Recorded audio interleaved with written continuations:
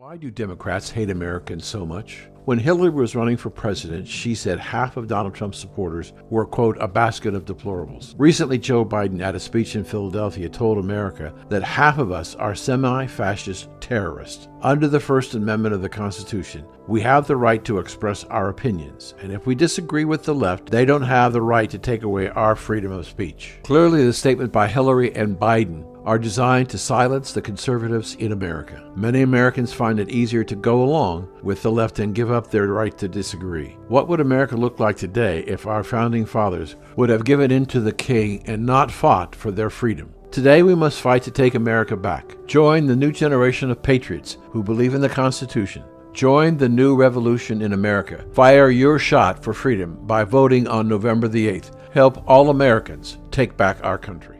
It's time for Black and White, a show that wants to bring all of us together, talking again about the issues that concern us. It's time to hear from people who only want to deal with facts. It's time for you to re-engage in your right of American free speech. It's time for Black and White.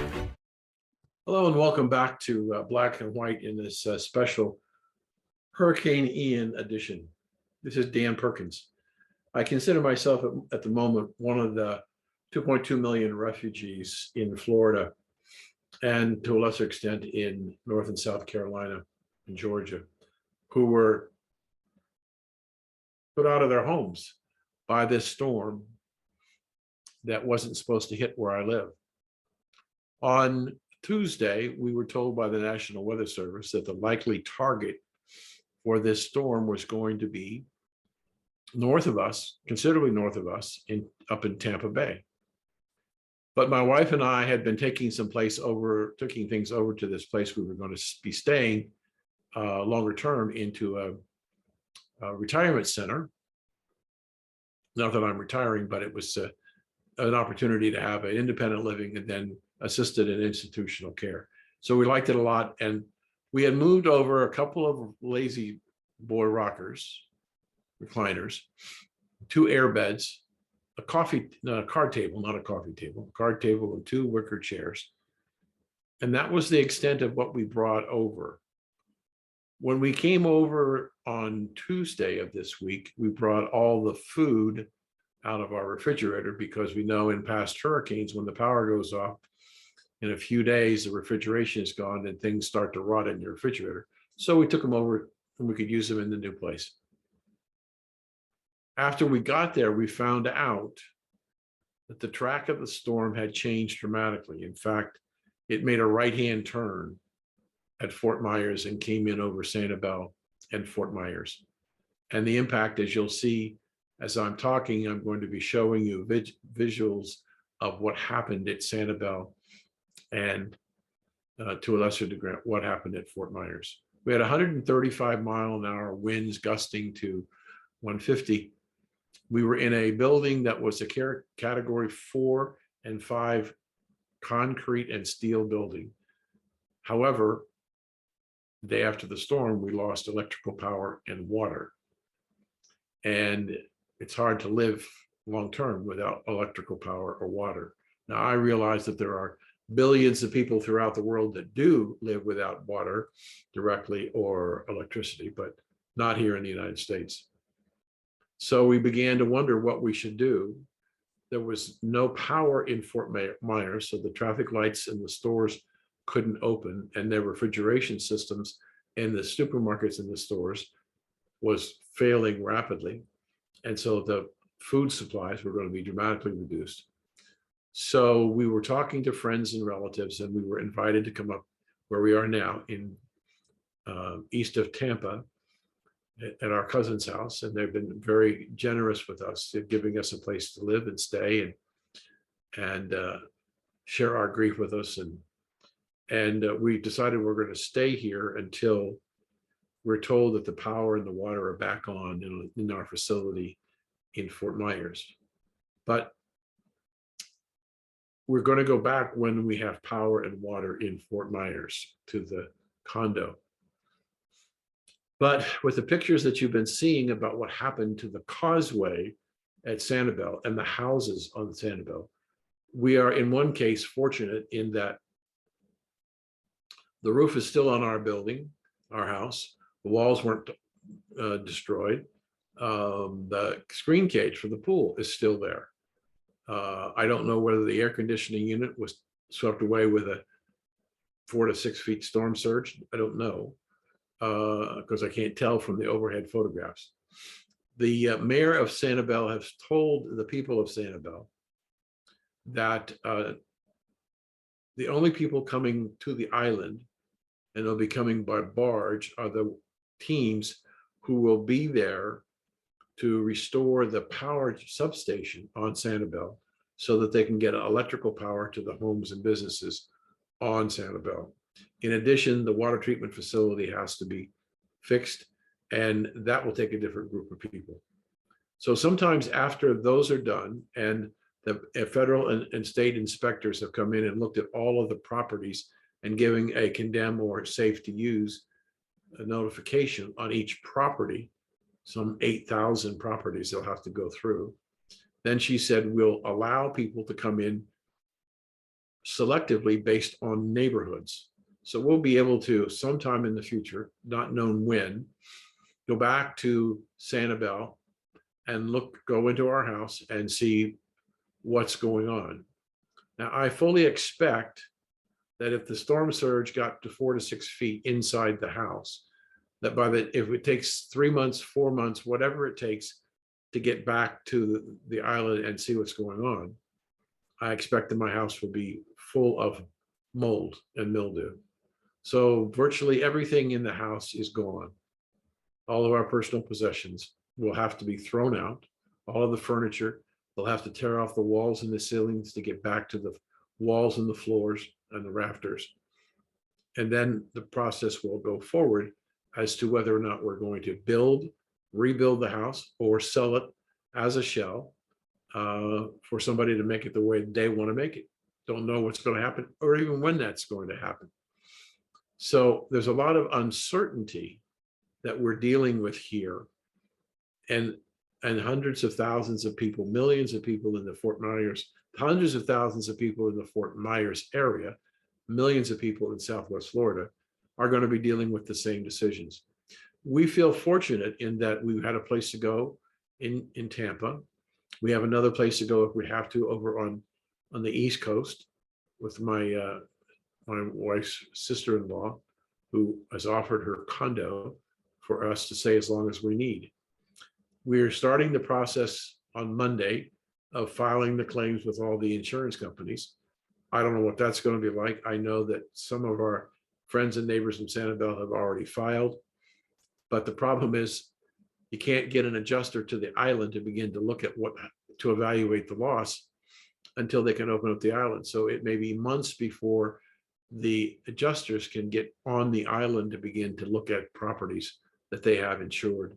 And we have wind insurance, we have federal flood insurance, and we have homeowners insurance, all of which would have to be inspected in order to determine the loss and what they're going to pay. To say it's a major disruption of your life I've never experienced this before.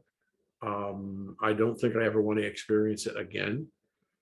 And as much as I love Sanibel Island, before the hurricane, we'd already made the decision that for this stage in our lives, we needed to seek a different place and a different way to live.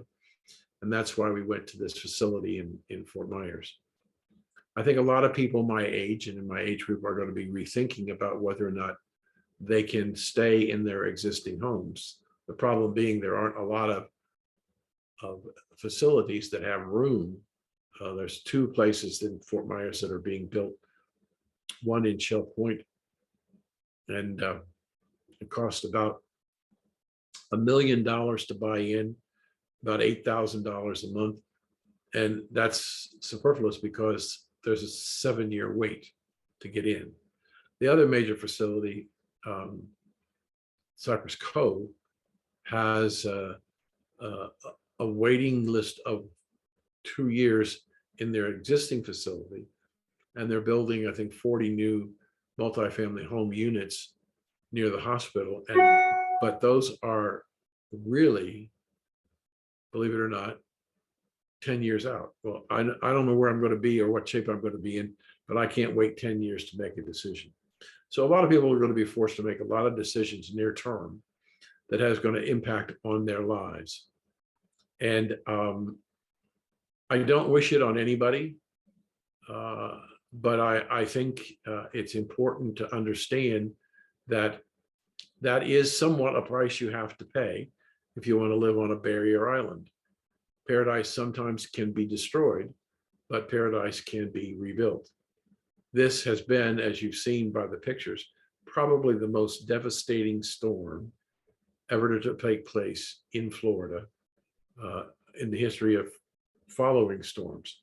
So it has not been a pleasant experience, but I want to say one other thing.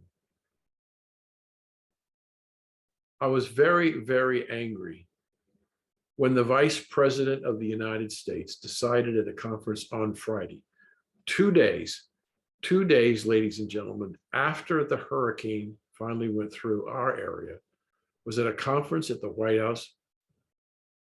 And she was saying that the administration wants to have Black and brown and minority people to have the priority over whites from FEMA. She wants FEMA to desegregate or to segregate Blacks and brown and other minorities from whites and give preferential treatment to Blacks and minorities before whites. Now, I'm not saying that our government has done a great job. Under her administration and Biden, when he was vice president for 8 years, I'm not sure that they did a lot to improve the bias that exists in FEMA in deciding how much money Black people, brown people, and white people get for similar losses. But they had a chance to change that for 8 years and 2 years under the Biden administration, and they didn't do anything. So now we have a situation where we have the government, and specifically the Democratic leadership of the government in our country, deciding that they want to use racial bias in determining who should get what benefits from the federal government. I think it was wrong that if we were doing that, and I suspect we probably were, but it's also wrong to continue it, to talk in terms of this infamous word that nobody understands, this racial equity. And so I believe that the equity issue is simply another way to accuse white people of being segregist and racist. And therefore they have to go to the back of the line. Last time I counted, there were many times more white people in this country than there were Black or brown people. And so because there are more of them, white people, there are more people who are adversely affected by this.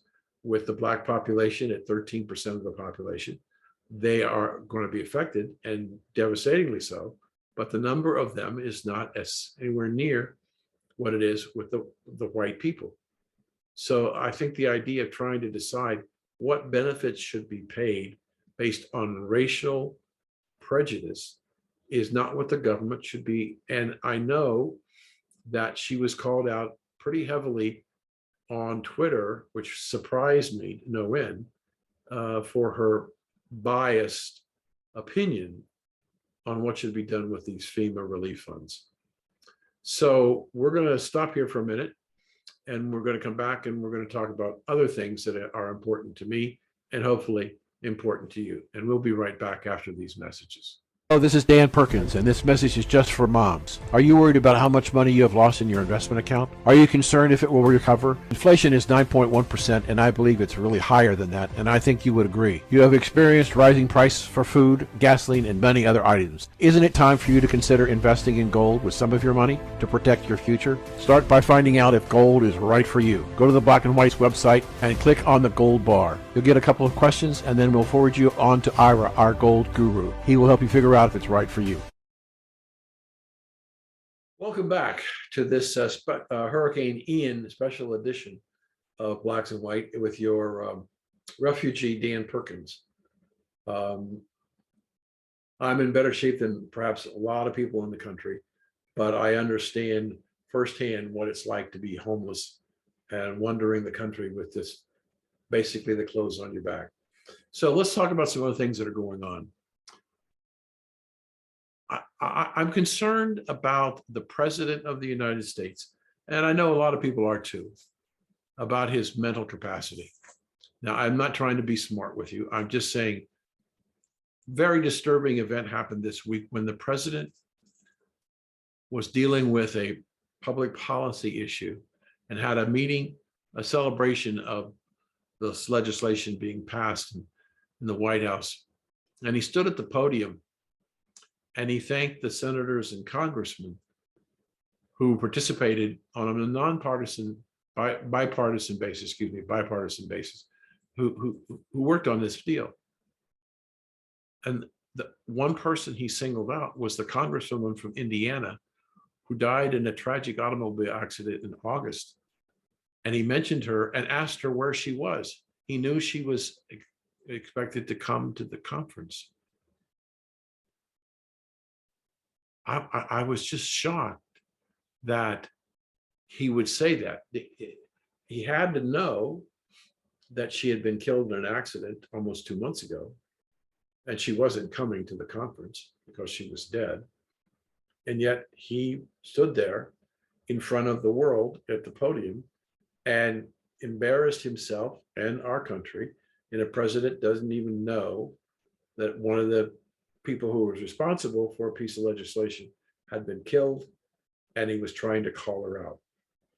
It's another example of how we have a situation where the Democrats are willing to accept, but I think that tide might be turning, rather apropos of Ian, of the tide, because I think more and more congressmen and senator candidates are beginning to abandon Joe. Beto O'Rourke was very critical of the fact that the Biden had never been to the border since he was president and wasn't doing very much to deal with it.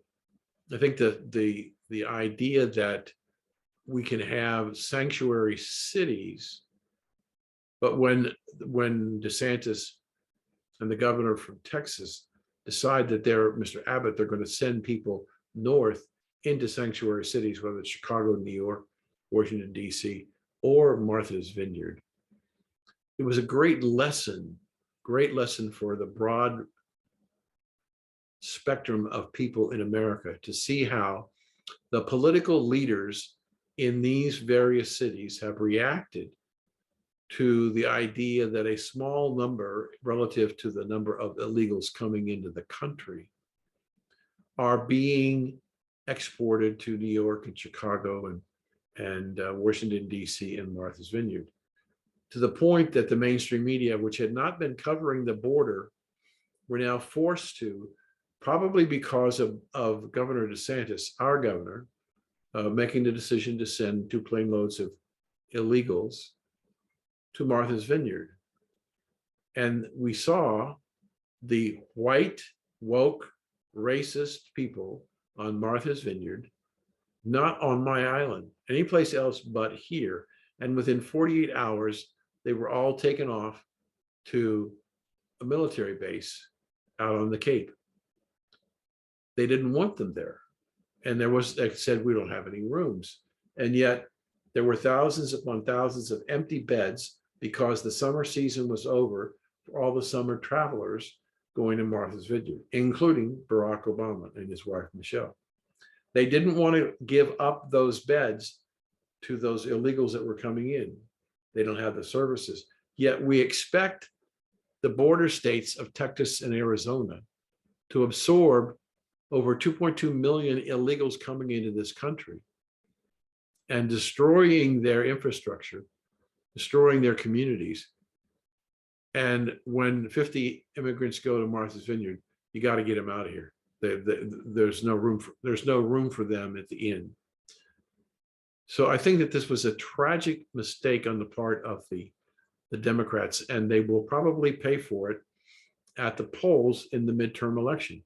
But there could be another wave of legal and illegal people heading north because of the hurricane that it's displacing over 2 million people, equal to the number of people that have come into the country, or slightly less than the number of illegals that came into the country in the last 12 months. So it seems to me that we have double standards. If you're legal and white or high brown or black or whatever, that you're legal, you can go north, you can be north. But if you're illegal and you want to go to a sanctuary city, you're not welcome.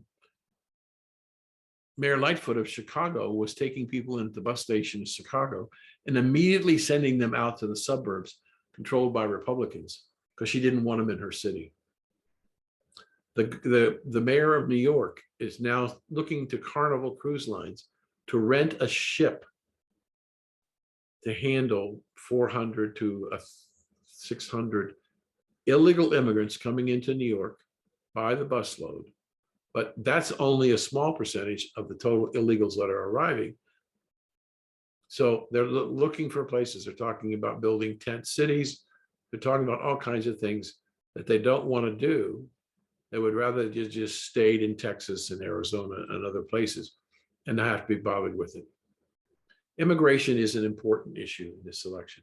In fact, I did a video, which I will play at the end of this show, that responded to and was done before the Republican House came out with its new program on what to do in America. See, I believe that there are three things that are important that Americans have to be aware of in this midterm election. Three things and three things only. I think there have been way too many issues talked about. Not that they're not important, but they're not the most important issues. The three most important issues I think that Americans must deal with are: one, inflation; two, crime; and three, illegal immigration at the border. Or put it more simply, you, your family, and your country. We have a situation where we have inflation at a staggering rate of 8.3 to 8.5. And I think it's much more than that, but that's what the numbers show.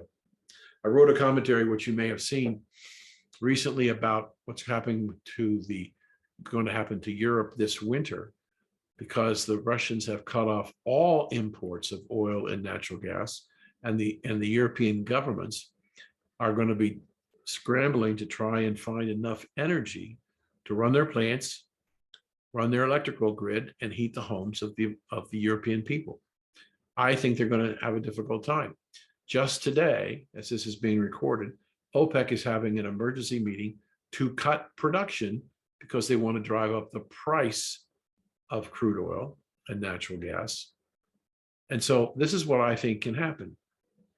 I think that the European nations are finding it difficult to finding people and governments to supply them with their needs of what the Russians are taking away from them, which means that the European governments are going to have to go to the open market and pay very high prices to buy energy.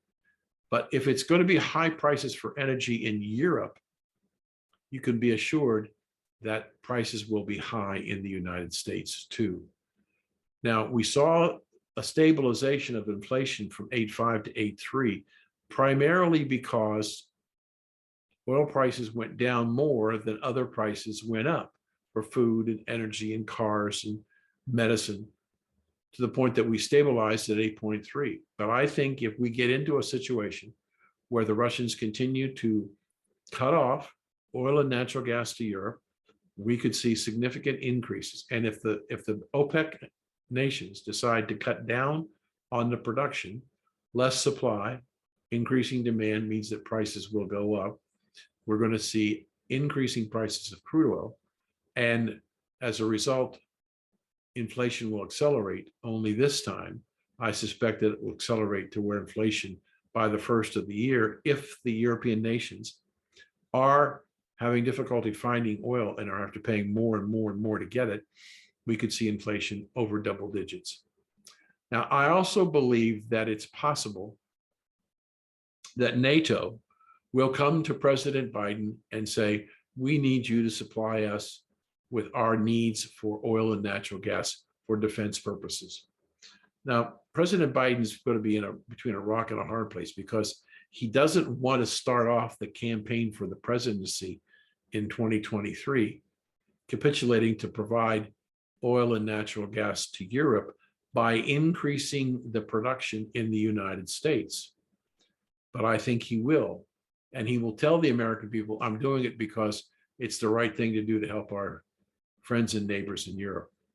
Falling behind NATO, I fully expect the European Union to come to the United States and also for asking for increases of oil and natural gas so that they can heat the homes of their people. By the way, most people don't know this, that 20 times the number of people who die from heat die from cold, 20 times. And if the winter is very cold and the close concentration of people in the European communities, you could see significant increases in death. So I expect to see that the European Union coming to Biden, asking him to increase the production at the time when OPEC and the other nations are cutting production because they want prices to go up. So I look for another surge in inflation after the midterms, but in preparation for the presidential election in 2024. So thank you for spending your time with me. I look forward to talking to you again. Hopefully the next time we talk, I'll have better news. This is Dan Perkins. Go to blacksandwhites.us and look at our other shows that are on the air regularly as scheduled, continuing to bring you important ideas from people who have strong opinions and strong beliefs. Thanks, and we'll be in touch soon. We are Americans, male and female, from many races and cultures from all over the world. One thing above all else is we are patriots who protect our nation and defend, when necessary, our Constitution from attacks both foreign and domestic. Today, as American patriots, we must take back our country from those who want to destroy it and us. We must start by taking back our children and their education. Parents, not union, should be in charge of our children's education. We must be sure that they are taught about the greatness of America and its people. Our children should not be indoctrinated with the belief that parents are racist and are evil and trying to destroy the world. As patriots, we must take back our country from foreign nations who want to destroy us and our way of life. Yes, as patriots, we want America to be first. We want an open and fair trade policy, energy independence, safe cities, and secure borders where we can grow and prosper as a nation of free people. Become an American patriot. Help take back America by voting Republican in the November 8th election.